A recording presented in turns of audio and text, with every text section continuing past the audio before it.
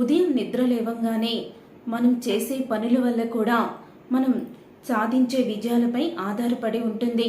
మనం నిద్ర లేచిన వెంటనే మన జీవితంలో చేసే కొన్ని పనుల వల్ల మన జీవితంలో విజయాలు అనేవి సాధిస్తూ ఉంటాం.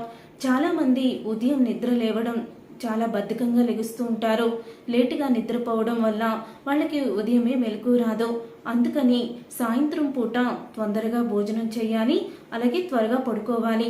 మనిషికి సగటుకి 7 నుంచి 8 గంటలు నిద్ర చాలా అవసరమని డాక్టర్లు సూచిస్తూ ఉంటారు.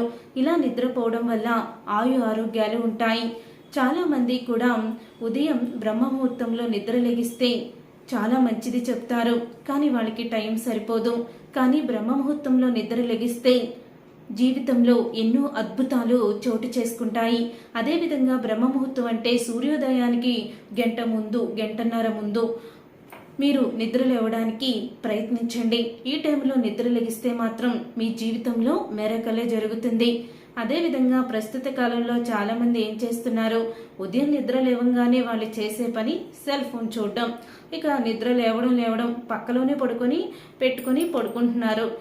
సెల్ ఫోన్ చూసి షార్ట్స్ చూడడము, మెసేజెస్ చూడడము, వాట్సాప్ చూడడము, ఇన్స్టాగ్రామ్, ఇలా సోషల్ మీడియాలో ఉండిపోతున్నారు. అలా నిద్ర లేచిన వెంటనే ఫోన్ అయితే అస్సలు ముట్టుకోకండి. పిల్లలకి కూడా అలాంటి అలవాటు అస్సలు కూడా చెయ్యొద్దు. మీరు చేయవలసిందల్లా 2 అరచేతులని ఇలా పెట్టుకొని ఏదైనా శ్లోకాన్ని చదువుకోండి. మాకు శ్లోకం రాదు అనుకుంటే లక్ష్మీదేవిని, పార్వతీదేవిని, సరస్వతీదేవిని, 3 అమ్మల్ని కూడా తలుచుకోండి. అలా తలుచుకున్నా చాలు, మీకు ఎంతో అద్భుతమైన ఫలితం అయితే దక్కుతుంది. అదేవిధంగా మనం నిత్యం కూడా భూమాత మనల్ని రక్షిస్తూ ఉంటుంది. అందుకే కింద కాలు పెట్టేటప్పుడు భూమాతని మనకి నమస్కరించుకొని నిద్ర లేవాలి.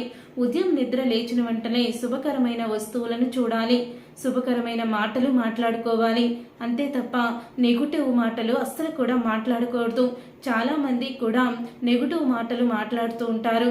అలా నిద్ర లేచిన వెంటనే మనం అలాంటి మాటలు వింటే ఆ రోజంతా కూడా మనకి చిరాగ్గా, విసుగ్గా, ఏ పని చెయ్యలేక, అన్ని పనుల్లో చేసిన పనులు ఆటంకాలు, కలిసి రాకపోవడం, ఇలాంటివి జరుగుతూ ఉంటాయి. ఉదయం నిద్ర లేచిన వెంటనే కాళ్ళు, చేతులు, ముఖం అంటే బ్రష్ చేసుకోవాలి. ముందు బ్రష్ చేసుకున్న తర్వాత ఇంటిని శుభ్రం చేసుకోవాలి. ఆడవారు ఇంటిని శుభ్రం చేసుకొని గుమ్మం ముందు ముగ్గు పెట్టుకుంటే లక్ష్మీదేవి అనుగ్రహం కలుగుతుంది. అదేవిధంగా మగవాళ్ళు ఇంట్లో పూజ చేస్తే అద్భుతమైన ఫలితాలు ఉంటాయి. ఇంటి యజమాని పూజ చేయడం వల్ల ఆ ఇంట్లో ఐశ్వర్యం, సంపద, సౌభాగ్యం నెలకొంటుందని జ్యోతిష్య శాస్త్రం చెప్తూ ఉంది. ఆ విధంగా మీరు గనక మగవారు ఇంటి యజమాని పూజ చేస్తే ఎంతో అద్భుతమైన ఫలితాలైతే పొందుతారు. ఆడవారు పూజా మందిరంలో అన్ని సిద్ధం చేసి మగవారు పూజ చేసుకోవాలట.